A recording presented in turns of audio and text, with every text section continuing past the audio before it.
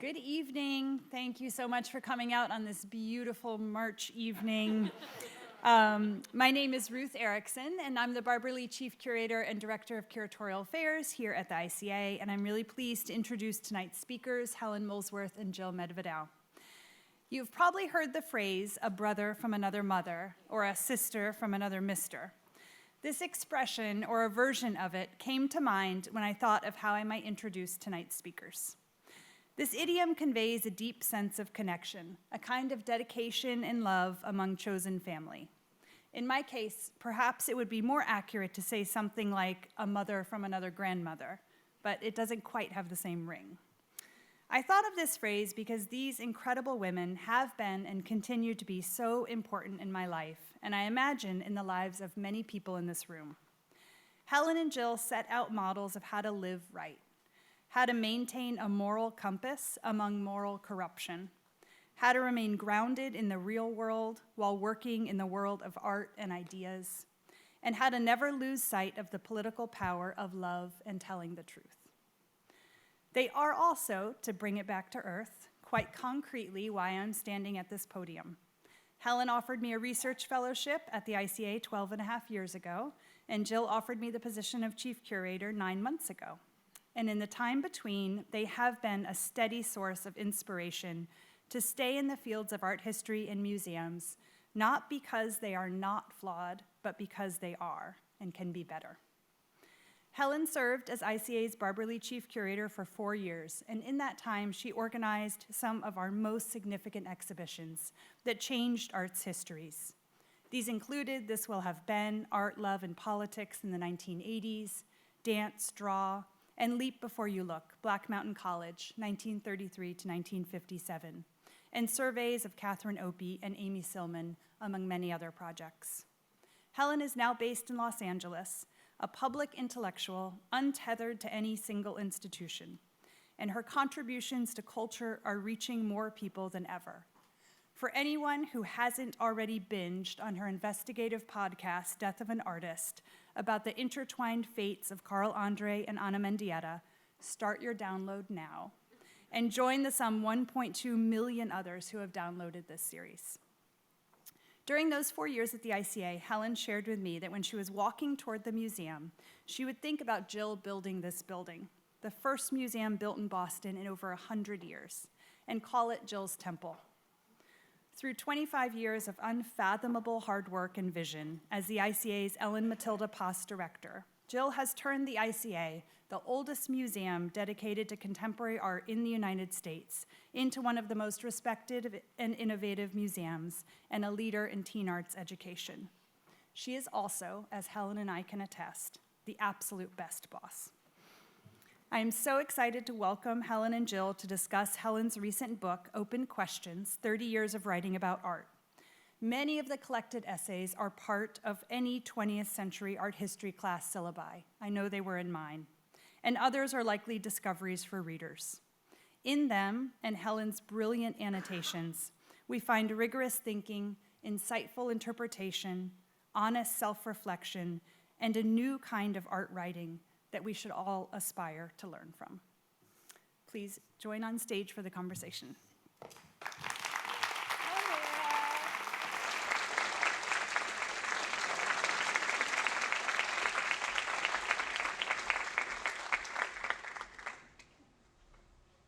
Actually, Ruth could just play us, and then it would be so perfect. Hi, everybody. Welcome back, Helen. Thank Yay. you, Jill. Thank you, Ruth. Okay, this is the last stop on Helen's huge book tour. So we, needs to be definitely the best, and we need to sell the most books. Because the point of any book tour is to sell books. So so what we're going to do tonight is sell books. We're going to sell books. We're going to sell books. All right. Okay. Have I got a book for you? But Hey, we're going to talk about. Have you bought this book yet? Have I bought it? Have you bought it? Yeah, you didn't send it to me. No, I didn't. I bought it with my own money. Okay. But I might donate it to the museum. Oh, there you go. That's big. But so we're going to talk about all this and more, and then at the end, you can buy, and Helen's gonna sign books, and I hope that our conversation tonight inspires you to do so. So anyways, I want to start just by thanking everyone on the ICA staff, back of house and front of house, who put this evening together for us. Thank you. You're the best. I really appreciate it. And thank you. Thank and you. thank you for making us the last stop. I love that.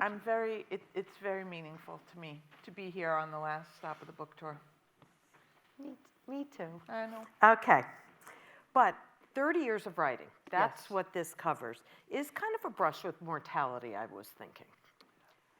Yes. It's a pretty big look back. Yes. 3 decades of friendships, of marriage, of family, of building community, of making exhibitions, of locating and relocating and relocating and writing. Yep. So I thought we could go back to the beginning Okay. and the start of the book, which starts with Duchamp. Yes. And my art life trajectory also started with Duchamp when I saw 2M at the Yale University Art Gallery as a Right. young adolescent in New Haven, Connecticut, where I grew up. And for some crazy reason, at like 13 years old or 14 years old, I looked at this painting of sorts and thought, oh, I get it. I mean, I have no idea what I got at that Right. moment, but I Right. was positive I got it, and I thought it was funny. And I remember thinking, this is very funny. I like Right. this. I like this piece. So what made you fall in love with Duchamp? Let me stall on the answer and thank everyone for being here. And thank everyone who made all the arrangements to get me here and put me in a hotel and all that kind of stuff. I really appreciate it.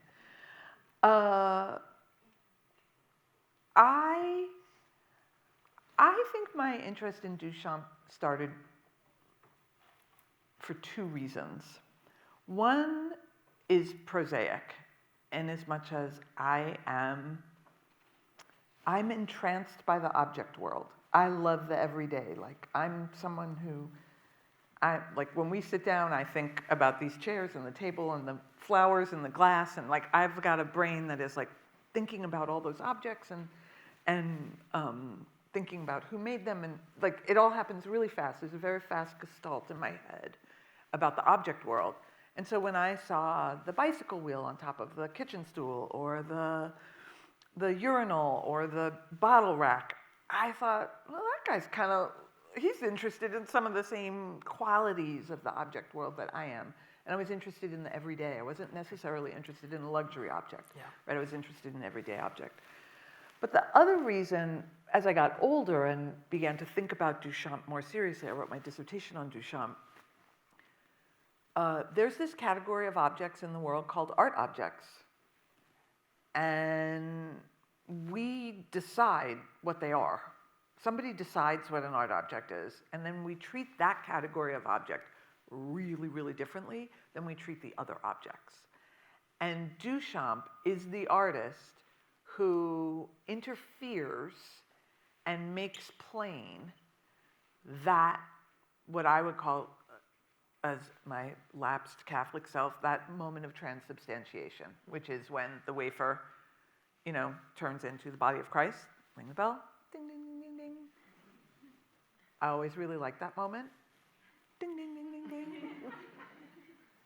And when I started thinking about Duchamp in college, I started thinking, oh, so that moment when something is made and becomes an art object is a lot like that ding, ding, ding, ding, ding moment. Yeah.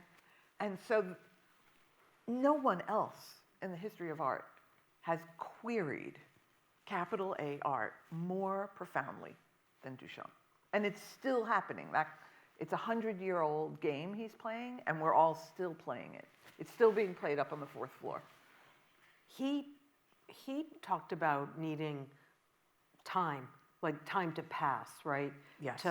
You'll be able to say this better than me, but time to pass, like 50 years or some long... He says 50. Okay, some long period of time, kind of to really be able to understand, comment. He says that you shouldn't say anything about a work of art until 50 years after it's been made. Okay, so we Which don't- would be, I mean, but even that, well, it sounds humorous and we're laughing. No. Can you imagine? No. Well, I'm thinking, all right, we've Like, if got that were the 30 program. years. Right, so we've got 30 years now. Right. From that. What, for you, as you look back on Duchamp, which you may have already just answered that, but like, what do you think has changed? And what does this 30-year hindsight do for you today? You mean the 30-year hindsight on Duchamp in particular? Yeah.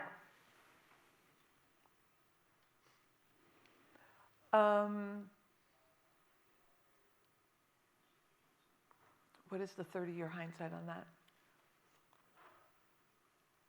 I think if 30 years ago I had this sort of mystical moment and thought about the ready-made as a sort of transubstantiation moment, now I think I understand much more fully the degree to which it is not, in fact, an altar boy ringing a bell. It is, in fact, about a very powerful network of institutions and individuals that come in to create that value, right? So you have the museum, you have the gallery, you have the collector base, you have the critic, and you have some amorphous thing like the general public. And that the work that we do together to create the value that we call art, that's The ding, ding, ding. that's the ding, ding, ding. And that isn't ding, ding, ding. That's actually really difficult. Right. And as the art world, as we know, has shifted so much in ways powerfully good and powerfully bad, the mechanisms for how we do that have become really complicated. And so the process of determining what should be a work of art that we decide we're going to save and preserve and care for eternity, that's a very difficult question to answer. And I think I have more respect for the difficulty now. Did he grow up in the Catholic Church, Duchamp? All French people grow up in the I Catholic thought so, but...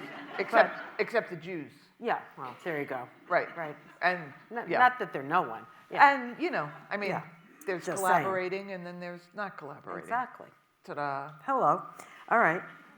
I want to, you take a really gorgeous leap. I loved this leap in the book, from Duchamp to Doris Salcedo, the wonderful living Colombian artist. Right.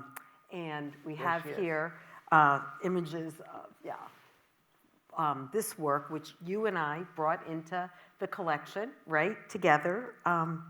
But I've never heard anyone make the particular connection between Duchamp and Salcedo, or really any connection between the two of them. And I was thinking maybe you could read us that from your book. Sure. And we could talk about it. All right, I'm going to read this is always tough. I never know quite how to do the reading.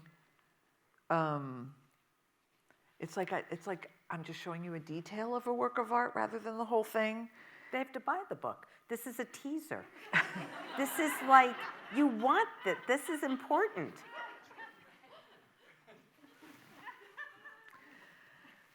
Okay.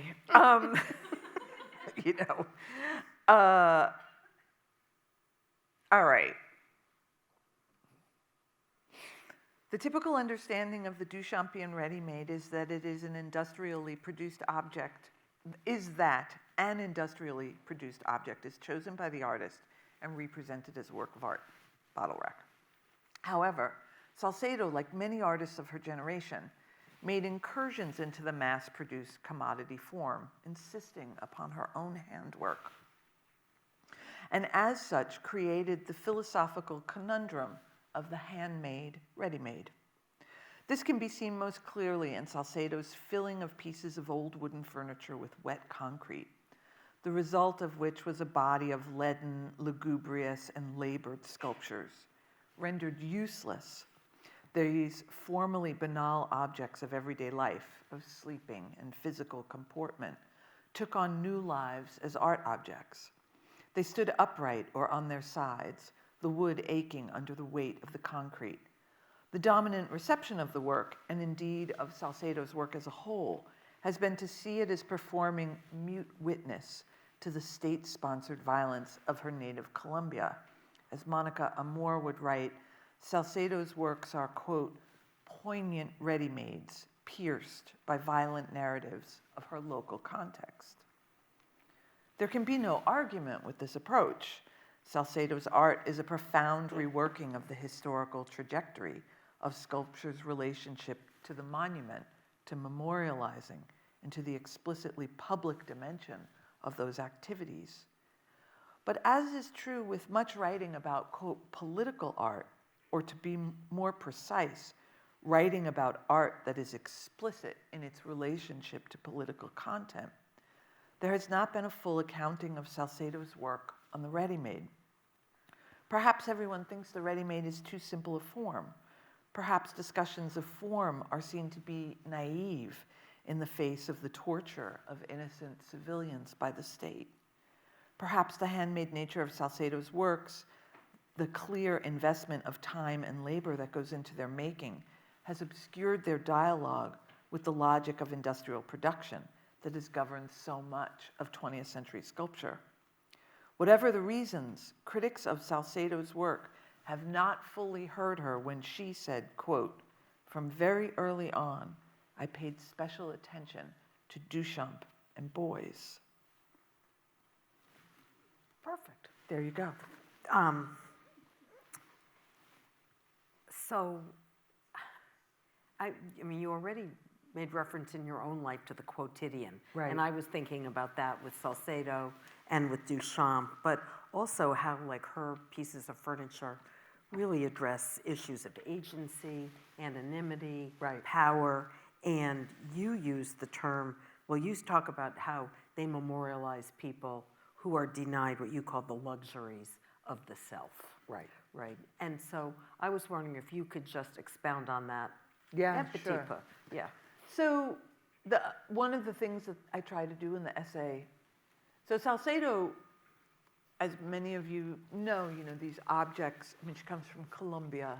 There's an incredible culture of state violence in Colombia, of people who are missing and disappeared. And there's a public culture of mourning mothers. And Salcedo would take these pieces of furniture and impact them with concrete, so they're so silent. But she also would take shirts, individual shirts, and stack them up, and she would dip them in a plaster, and then they would get stacked up, often pierced by that piece of rebar. So you had this sense of what happens when we don't know who has been killed, when we cannot name people who have died. And the ethical quandary of this, in fact, in some ways, the moral untenability of this, right? That if we're responsible to one another, then we are responsible to know one another's names, if nothing else, right? And Duchamp, of course, is a patrician French white man of a haute bourgeois class, and he doesn't want to have an identity. He wants to be free of such a thing as a name, right? And he makes up names, and he has pseudonyms, and he's trying to get rid of his own taste. And I was just really interested in the way in which, for some of us in the West, in the affluent, hegemonic West, we strive not to have a self, to be free. And other people don't get that luxury. They don't even get the luxury of their name when they're dead. And I was just trying to hold these two things into some kind of tension. And I think that's something I'm always trying to do. Like, I'm always trying to find, like, where is the moment in the work of art where there's a contradiction that is being held within the object itself, and to try and not solve that contradiction, but rather make that contradiction known, so that if for no other reason than we can talk about it, because if we can't talk about the contradictions, then we cannot have ethical relations with each other. Right? Yeah, and that's the world we're living in. And that is exactly right the now. world we are living in right now, Totally. right? Like, and Doris's work has so much to tell us about what is happening in the world right Did now. we have a Doris Salcedo show, or did we just have a lot of her works up at one time? We had in the 80s show that incredible run of the shirts pierced with the. Right, but in the shoes. We didn't. Well, the shoes have been shown here, but they weren't shown in the 80s show. But Doris's the shirts were shown against that Leon Golub torture painting. Right. Yeah. Yeah. All right, so before we leave this mortality topic, I did want to ask you one thing. Who do you think should play you in the film of your life? I have some ideas. Okay. But I know, I'm guessing you have thought about this. For many years, I had a hairdresser who gave me what I believe we would call in the trade a rather butch cut. And during that period of my life, I thought the person who should play me in the movie of my life was the young Marty Sheen of the Apocalypse Now era. Yeah, that's not on my list. Who do you think is going to play me in the movie of my life? I have 3 people. Okay. And if it's a certain kind of movie, maybe they could all be in it. Okay, I think Tilda Swinton would be an amazing you. But she's so fine-boned, and I'm such a It's a husky movie. girl. You're not Okay. husky. All right. All right, Cate Blanchett. You're going to say ditto? No. No, I'm going to say, do I get to sleep with her? Yes. Yes, you do. Like, if she plays me and I sleep with her, what are we doing? We're making a movie. You're making a movie. I'm trying to figure out if I get to sleep with Cate Blanchett. Well, you live in LA. I don't know. Okay. And I don't know, Jodie Foster, who I think is so brilliant. Well, obviously, every lesbian of my generation is desperate for Jodie Foster to play them in the movie of their life. Well, it might be obvious, but nonetheless, these are 3 amazing actors and women. They are. So, okay, good. Thank you. That's very flattering. Okay, yeah. Well, no, they're good. Now we have to get them, but, you know, whatever. Who plays Susan Dackerman in this movie?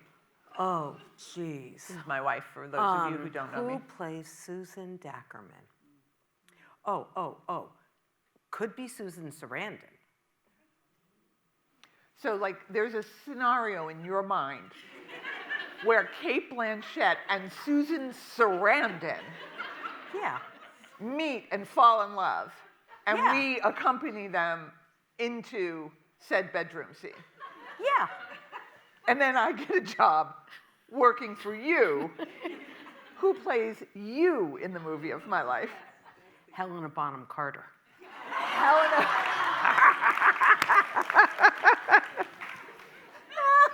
I mean, are we having fun on the set or what? Oh my, we're having something on the set, that's for sure. But you don't like it? Or I you like do it. Like it? I love it. I love it. Okay, fine. Let's leave it I at love that. It. Yes. Enough. Okay. All right. You talk about taste in I your talk about book. taste. So I wanted to ask you about fashion, Okay. about which I know so little. But you explored a little bit in your time here at the ICA. I think we have a slide with, right? Yep. Proenza Schooler and Jason Wu Yes. at one point. But Yes. will you help me talk a little bit about what you see the relationship between fashion and contemporary art and how they relate to your ideas about taste? Yeah, sure. I mean, it's interesting because it's a very high-low thing, or a very personal public thing. I am my grandmother's granddaughter. I mean, my grandmother was born in Baltimore. She lived her entire adult life in Houston. She never wore what she referred to as slacks. I think from the age of 9 until 16, she and I were on an epic search. Helen Ann, I just need a good pair of blue suede pumps. And we looked for blue suede pumps, everywhere. And it wasn't until much later in life that I realized she didn't, that was the excuse to go look at clothes. You know what I mean? She didn't actually need a pair, I'm really, so there's that. There's this part of me that, had this Southern grandmother, and you came correct. There's another part of me, I'm really interested in things that are authored. I like that. So no, that I like things Yeah. that are made by someone.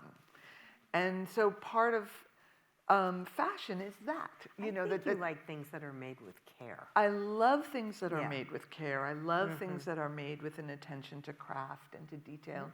And in fact, fashion gave me a place where I could indulge all of that for many years when art was not interested in certain forms of handcraft, right? Art was a much more conceptual game. And so fashion was a way for me to think about things, how they were made, how they were constructed, how they lay on the body. I also think because I'm queer, and like most queer people, I was raised to be straight. No one raised me to be queer. I was raised to be a good heterosexual girl. And so if you're raised to be a good heterosexual girl and you end up queer, figuring out what to wear is actually a situation. Because I'm not actually going to wear like straight girl clothes, because then I would read like a straight girl, which would cut down on my chances. For who. For Kate Blanchett. Yeah. I'm with you. I can't be like rolling up with Kate, and Kate's like, oh, she's a nice straight lady. I gotta come correct for Kate and be like, I'm your ticket.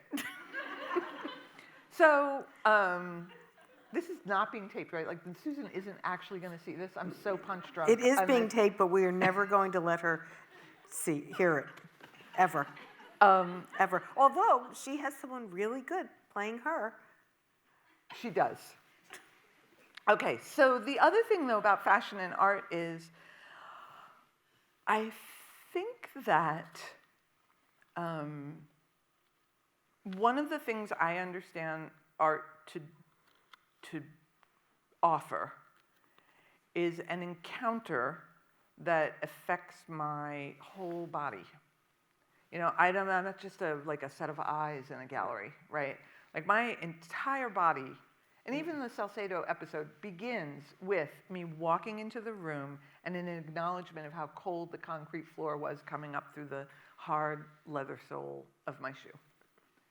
And there was no way for me to have that encounter with Salcedo without acknowledging that. And then I pick up my gaze, and what's in front of me are three women in full burqas.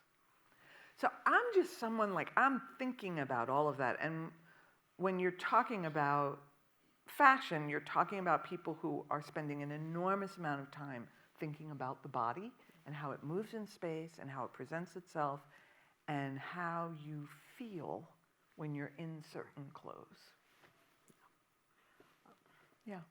I know this has come up on, I've only seen recordings of one or two moments of some of the other talks on the book tour, but I know in one of them, and probably most of them, you've talked a lot about an art object is a sentence, a room is a paragraph, an exhibition is an essay. I always thought of it when you were making exhibitions here as chapters. Yes. That always made sense to me. So can you give us a line on the next couple of slides?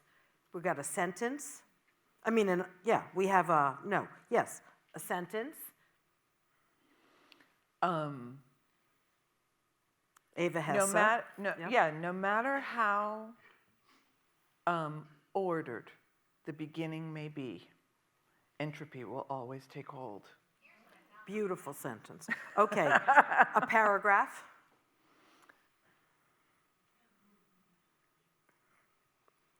Amy Silman. You don't have to say a whole paragraph. You could just say what you want.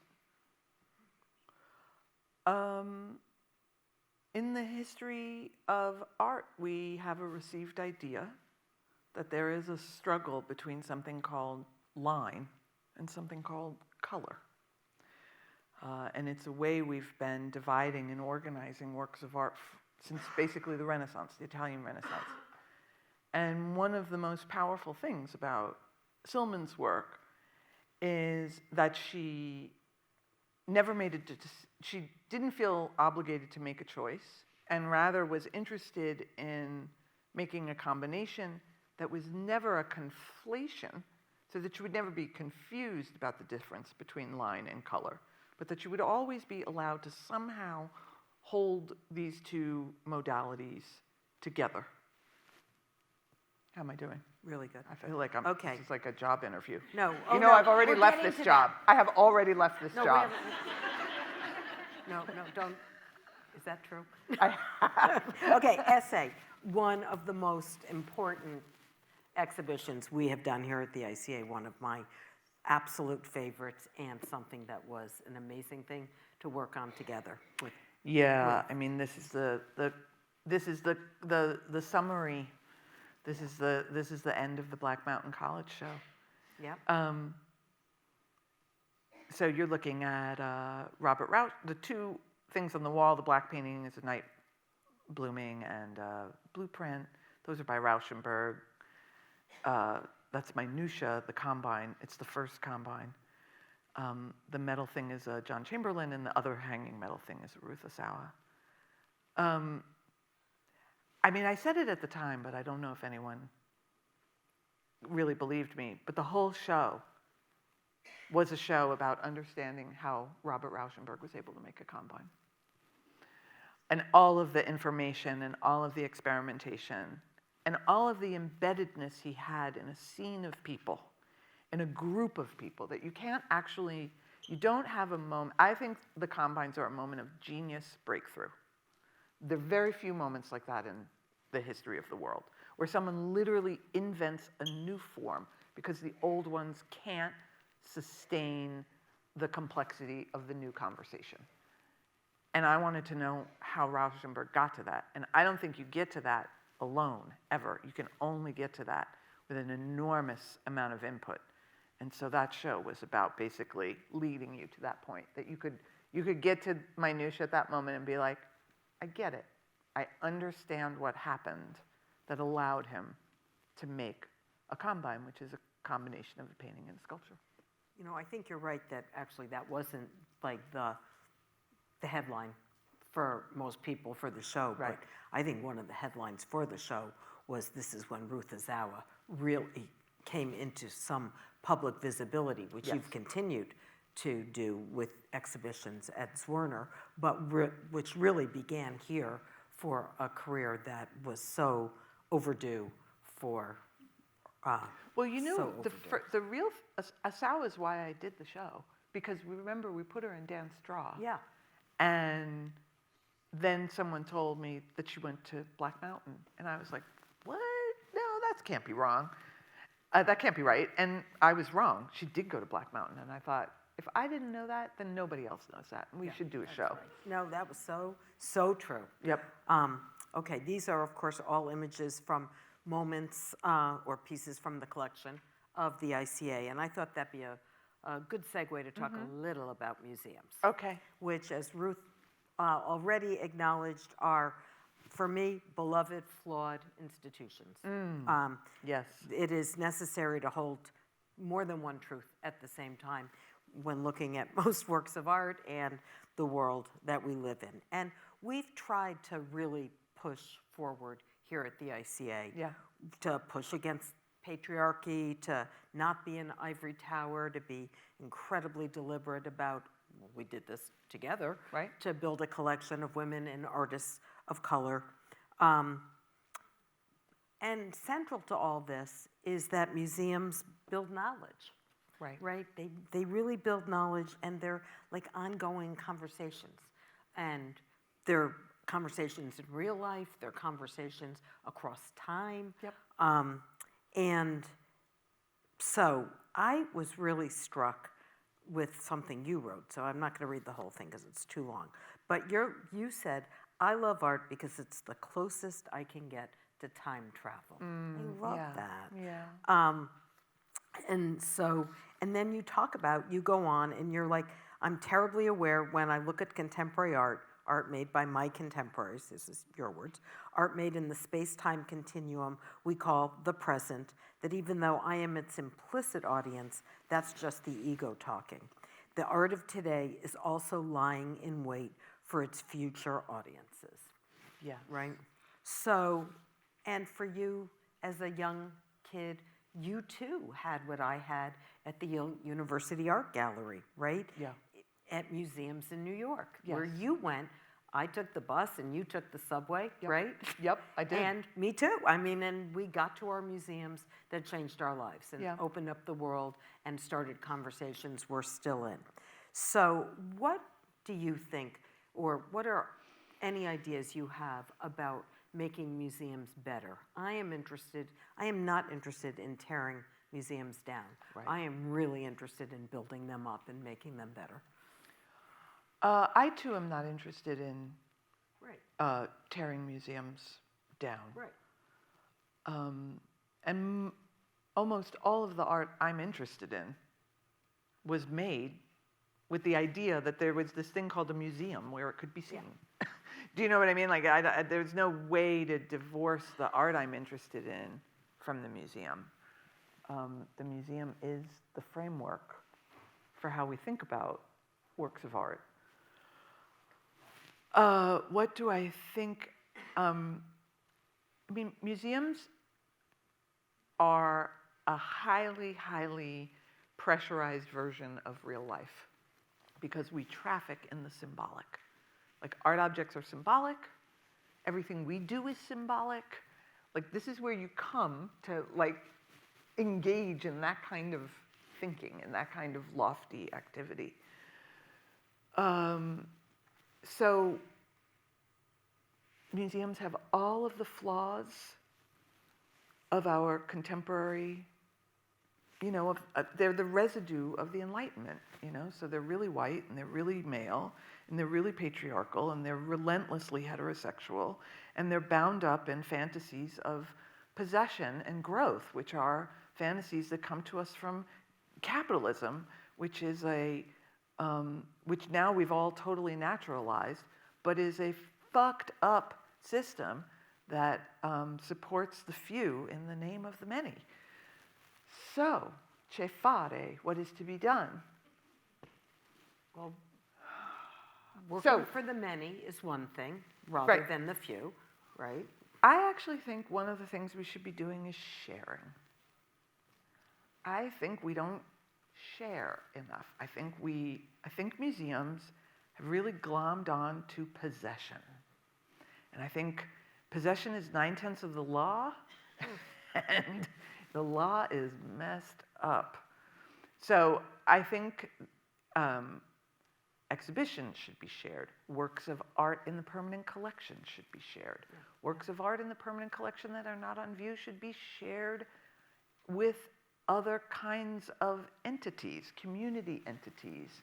I think we have made a very precious, rigid, calcified, we have a calcified version of ownership. If we own these things in the public trust, and here I'm going to quote you back to you, because I remember you saying this the first year I worked for you, and I found it just riveting.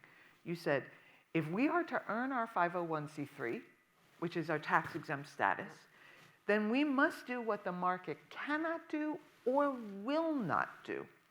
And what the market doesn't do is promulgate a version of ownership and care based on sharing. What the market likes to do is create the illusion of scarcity.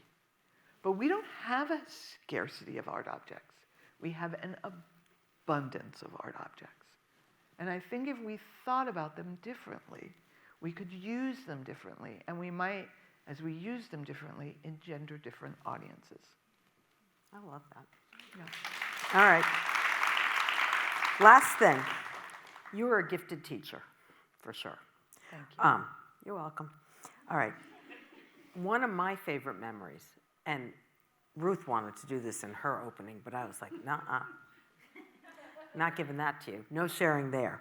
Is when you were interviewing for your job here at the ICA, and as you recall, it was all kind of quick.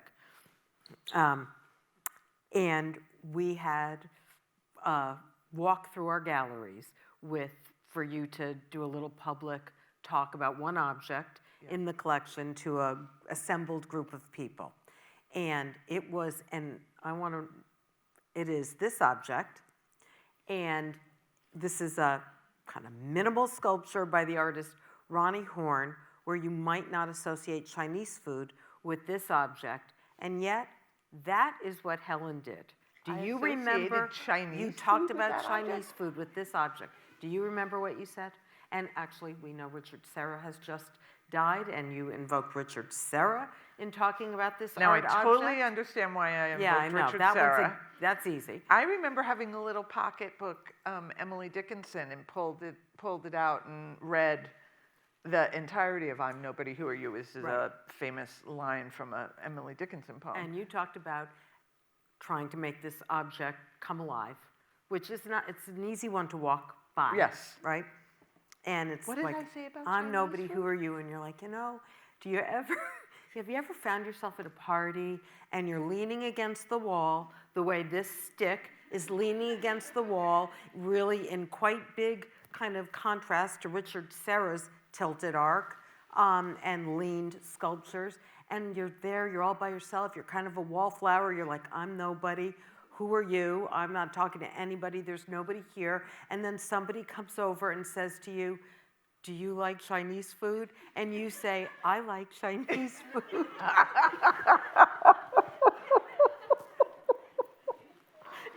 Do you remember that now? No, but it is this joke that Susan and I tell all the time. I never knew that. But prior to that?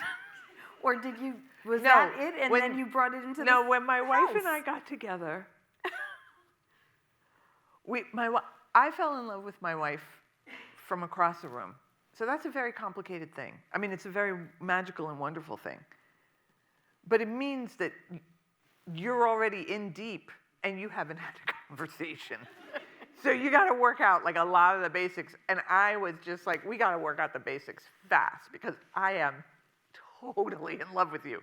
And I think she was like, you seem a little cuckoo. I'm going to back up really fast on this one. And so we had this joke that like our courtship was like, I like Chinese food. You like Chinese food? I like Chinese food. I live in an apartment. You live in an apartment? Great, let's go. Like I just needed some basic grounds, like that we both liked food and living in a shelter. And then we could have a relationship that is now 23 years long, even though I've talked about sleeping with Kate Blanchett tonight. Right. It's a movie. All right, so I just wanted to remind you of what was actually a pretty magical moment up there in those galleries. It was magical. And that's a magical object to me because, well, for a couple of reasons. And, it's on view, so you guys can go up and look at it after this. After you buy a book. After you buy a book. So one of the things I think is so magical about these objects is they're made out of aluminum and plastic. And because I'm an art curator, I've been allowed to touch these things. And I know there's no seam.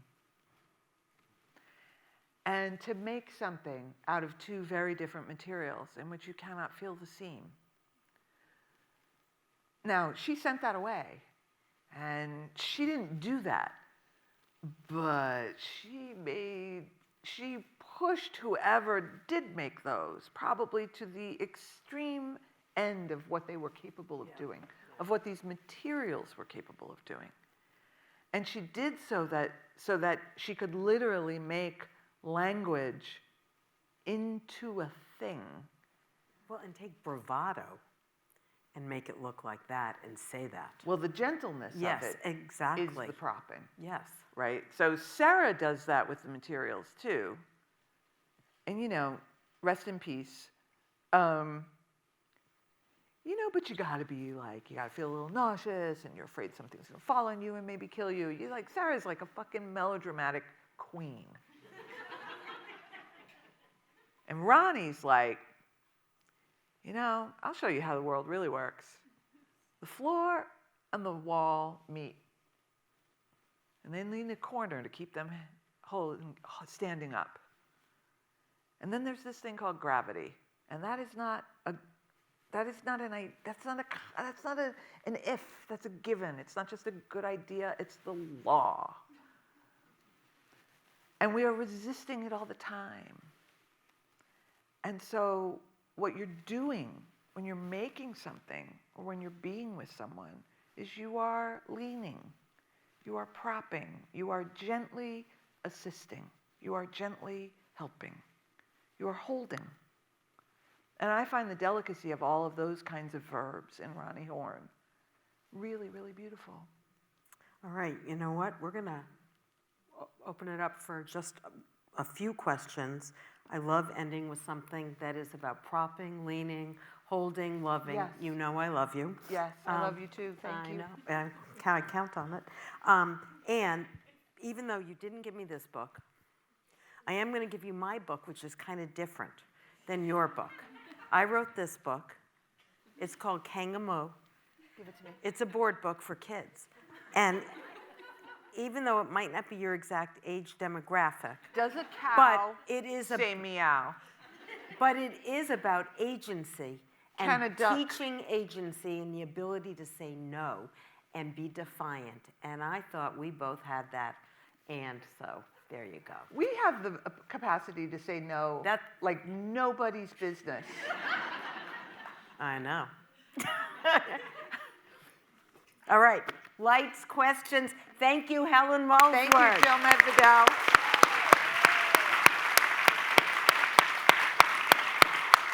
All right, I have to take a picture of the audience because I've told everybody this. One day, I'm going to be old and nobody's going to give a fuck about me. Barbara But Streisand. But I'm going to have these photographs Okay, listen. about the time when people actually came out in the rain. I'm like 40 hours into the 48-hour audio version of Barbara Streisand's memoir. I no, and I read the book first. But right now she's talking about, in a very Barbara Streisand way, that you can get elevated into oblivion. Not that that has happened to her, but they're good you have the photos. All right, any questions? Hi, everyone. It's nice to see you all. No questions? No, Hi, Hey, Paul. Paul. Someone's coming with a mic, Paul. Hold on a second. Speaking of audiobooks, did you do a reading for your audiobook? I have not been asked to do an audiobook, but I would love to do an audiobook. Because it turns out, I like being in a recording booth and talking. Go figure. Go figure. Yeah. Although, one of the things that's hard for me about, the podcast writing, I write really very explicitly for the ear. And I'm aware when I read these essays, the degree to which many of them are not written for the ear. They're proper essays in that regard. They imagine someone who is sitting and hearing language in their mind's ear, and have the capacity, to go back and forth. I don't know, what kind of competition I'm in with Henry James to have, subordinate clauses and parenthetical remarks. And, I am constantly turning the sentence, turning. Here, which is actually quite hard to hear. Whereas the podcast writing is much more explicitly written to engage someone who is in the car, taking a walk, on their, it's a totally different style of writing. So I don't really know if open questions would make a great audiobook, but maybe. Thank you. Hi, Paul. Yeah. Hi. Hello. Oh, We got it. thank you for this. This was wonderful. Just following up on that last question, have you found that your imaginary audience that you're writing for has changed over the last 30 years? Are you Or have you always written for, yourself or the same imaginary audience? That's a really good question. Thank you for asking it. I think my sense of my audience has changed a great deal. I think some of the earliest essays in the book, I'm still writing for, Hal Foster and Rosalind Krauss and Benjamin Buchloh. Which, for those of you who don't know, those are the big three. They play for the Celtics. No, they're art historians. They wish they could play for the Celtics. And you could, this is a good year. Yeah. So, but I think, that shifted. And I stopped writing so much for the approbation of those people. And then I wrote a lot for artists. A lot of the monographic essays, I very much had front and center in my mind the artist who they were about was going to read them. That's a very interesting dynamic because I didn't have the cover of the critic, right? The critic has, or I imagine, this sort of distance and keeps herself somewhat protected from the intimacy with their subject. But in curatorial life, you cannot prevent the intimacy with the artist you're working with or writing about. In fact, the intimacy is kind of the engine. But that's tricky because then you have a primary reader, and I had the training of a critic, so I wanted to be able to say things that weren't only descriptive or anodyne or admiring. So that was a little bit of a dance, like how to win the approval of the primary reader, but still have the thing have some kind of public address. And then I think for me, things really break open after I lose my job, and it's clear I'm not going to have any kind of institutional framework. I started, I think, and I feel ambivalent about this, I started writing for me. I thought, hey, nobody, this phone is not ringing. And, 12 months the phone doesn't ring, you're like, this phone is not gonna ring. So I need a new plan. And that's when I wrote an essay on Lisa Yuskavage that really scared the shit out of me. Because I really wrote about my desire, and I wrote as a lesbian for the first time, very explicitly just stepped into that role and stepped into that part of myself and tried to figure out what does it mean that I'm a lesbian curator or a lesbian writer or a lesbian critic? What does that actually mean? What does that permit me to say? And so now I think I'm in that place where I'm writing for myself and hoping that it like Neil Young says, hoping it matters. Hoping it matters, even when I have my doubts, which is the next line of the Neil Young song. Yeah. It matters. Thank you. It matters. You matter. Thank you. Thank you, everyone.